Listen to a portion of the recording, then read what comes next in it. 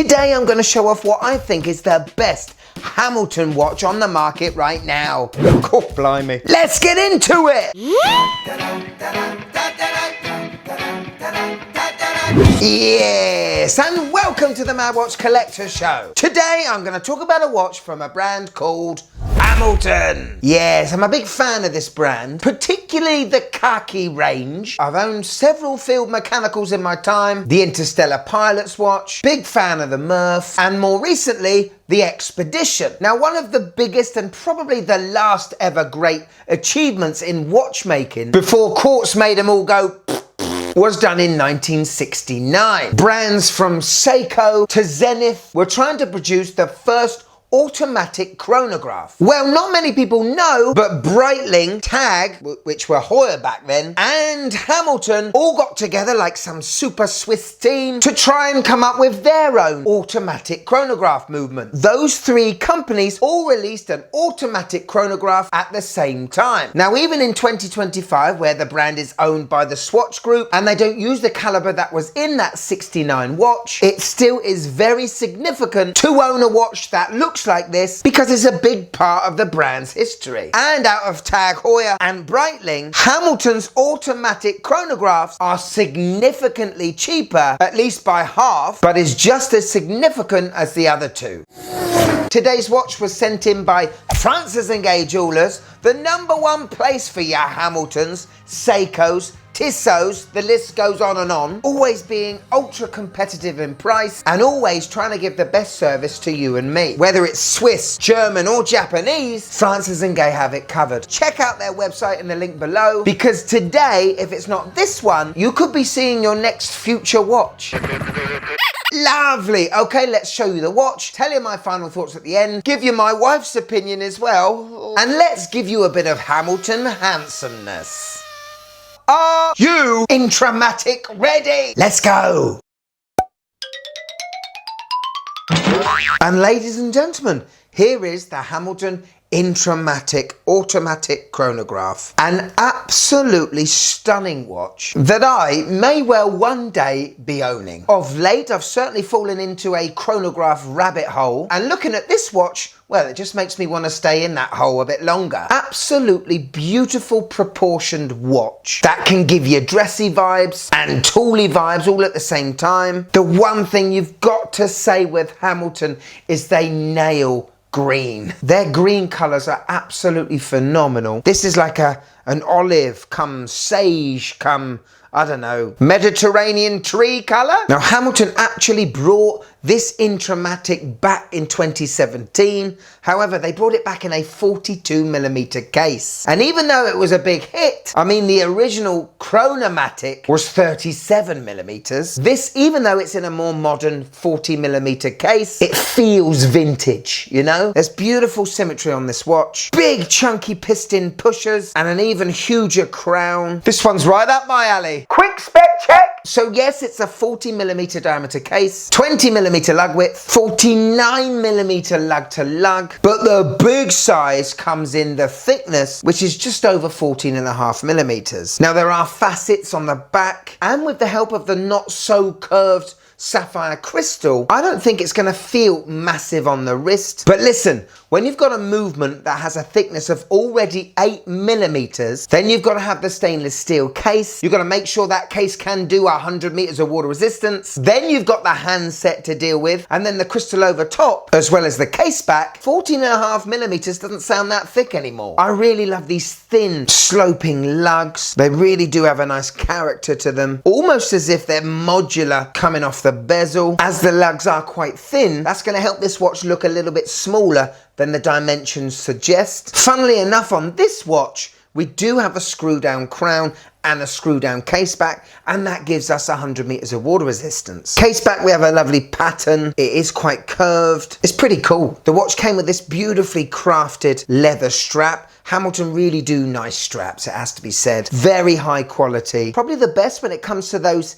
entry to mid-tier Swiss watches. It works so well with the colour of the dial. I'm not usually one for wearing leather straps with watches, but it just looks perfect on this one. Okay, let's look at the face. Dial time. And this, to me, is pretty perfect. Symmetry is there. I like the fact that the subdials aren't too close together, as you tend to get with bigger watches. When the movement is only so small, having the movement in a big case just mean that the subdials tend to look a little bit cross-eyed, but the proportions of this dial is magnificent. We have the tachymeter scale around the outside, and it's not white, it's an off-white, like an ivory white. The subdials either side of the hand stack are sunken in and radial in texture, which I really do love. We have polished faceted hour markers with a double marker at 12. The only thing I don't like massively is the date window. Not so much that it is there. I appreciate that a lot of people like a date, and the fact it's at 6 o'clock means we do have symmetry, but the window is white, sterile white. They should have made the date wheel the same colour as the other off-white bits, as I think it would have blended better. Other than that though, it's a beautiful dial. So we've got lume on the handset and lume on the applied hour markers just at the tips. Out of 10, how much does this puppy glow?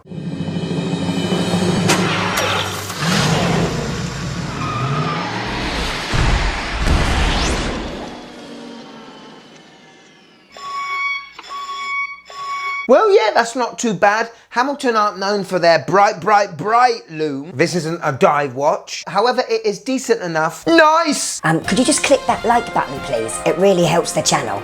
Thank you. So, Hamilton is owned by the Swatch Group, which means they get treated to a lovely ETA. Inside this watch is a base model of a Valjoux 7753. Customize the movement to increase the power reserve from 40 hours to 60, but at no cost to a 4 Hz sweep. But as it is based on a Valjoux, you can always feel that rotor in the back. There's no disguising it. You can feel it on your wrist, and can you hear it?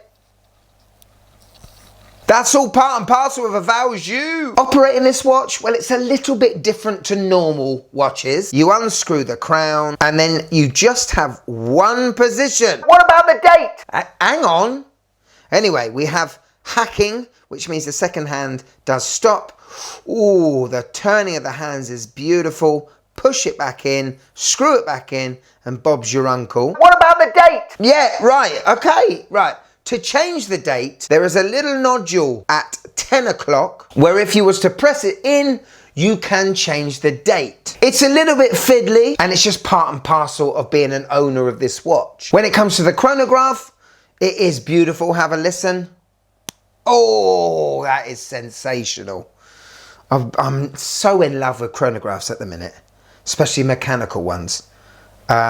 Stop, reset, beautiful. Hello. On my 6.5-inch wrist, and this is really enjoyable.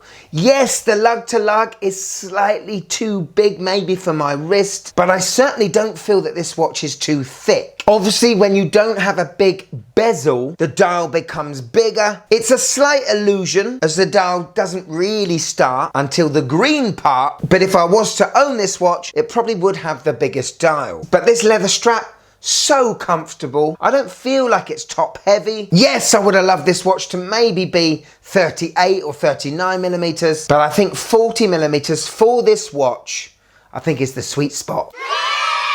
So there we go, the Hamilton Intramatic Automatic Chronograph. Now on the Francis and Gay website right now, you can buy this watch for £2,035. If you want to look for a Tag Heuer chronograph, you're looking at around £4,000. And if you're looking for a Breitling, well, we're talking £5,000. A Hamilton automatic chronograph is very significant. It's a big deal for the likes of Hamilton, and to own a watch with a bit of brand DNA in it, well, that's why I'm in this hobby. Now, recently I reviewed the Vulcain Skin Diver chronograph. That has an automatic Valjoux 7753 in it as well, and that watch is 39 millimeters. I think they're quite similar priced, and when we talk about vintage aesthetics, not only the looks but the size, the Vulcain Hurricane possibly takes the nod for me. However, the next time I am in the market for a Hamilton watch, this is the one I'm going to go for. The Panda on the Francis & Gay website at the minute is £1,700. That is quite attractive, but this green one has stolen my heart. But will it steal the wrist time from my other watches? So here it is, my wise views of the Hamilton Intramatic Automatic Chronograph. It's quite a tongue twister. Here we go. This is quite nice. It's classy, I like the colours. It's a little blingy and a bit chunky. She's talking about me. But I actually quite like this one. People, does this mean I get the green flag go ahead to buy myself a new Hamilton? Possibly not, but still. Thank you so much to Francis & Gay for sending this one in to me. I'll be sending this one back ASAP. Oh, I don't want to though. If you want a bit more of the Mad Watch Collector channel, click there and join. But if I've got you for a few more minutes, and I think I have, why don't you click here and, well, you'll love it. Go on, click there. Go on, click it. You will love it. Oh, I'm loving chronographs at the minute. I don't know about you guys, but go on, click it. Click it!